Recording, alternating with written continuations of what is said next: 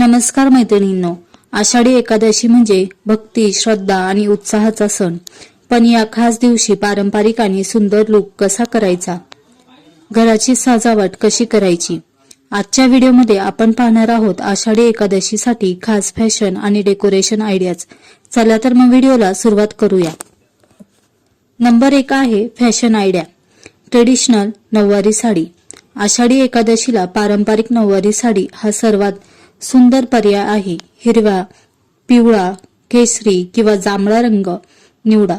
साधा अंबाडा आणि गजरा लावल्यास लुक अधिक आकर्षक दिसतो. कपाळावर चंद्रकोर किंवा गोल कुंकू लावायला विसरू नका.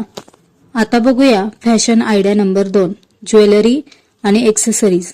या दिवशी जास्त चमकदार दागिन्यांपेक्षा पारंपरिक दागिने निवडा, जसे की मोत्यांची माळ, कोल्हापुरी साज, झुमके आणि हिरव्या बांगड्या. यामुळे तुमचा भक्तिमय आणि एलिगंट लुक पूर्ण होईल. आता बघूया decoration idea number 1. Decoration idea number मध्ये तुळशी आणि विठ्ठल कॉर्नर.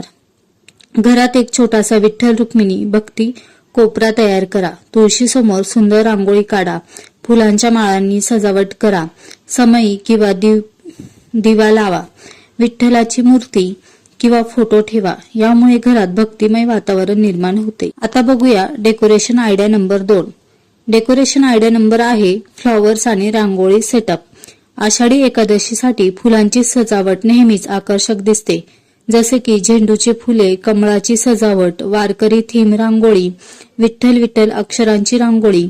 ही सजावट फोटो आणि रील्ससाठी देखील सुंदर दिसते. आता मी तुम्हाला सांगणार आहे bonus idea. Family dress theme. संपूर्ण कुटुंबासाठी एकसारखी पारंपरिक थीम निवडा, जसे की पुरुषांसाठी कुर्ता पायजामा, महिलांसाठी साडी, मुलींसाठी लेहंगा आणि मुलांसाठी धोतर कुर्ता. यामुळे सणाचा आनंद आणखीन वाढतो. तर मैत्रिणींनो, तुम्हाला यापैकी कोणती फॅशन किंवा डेकोरेशन आयडिया सर्वात जास्त आवडली कमेंटमध्ये नक्कीच सांगा. व्हिडिओ आवडला असेल तर लाईक करा. हा व्हिडिओ आपल्या मित्रमैत्रिणींना शेअर करा आणि अशाच धार्मिक, फॅशन आणि डेकोरेशन व्हिडिओसाठी चॅनलला सबस्क्राईब करायला विसरू नका. पांडुरंग हरी, पांडुरंग हरी.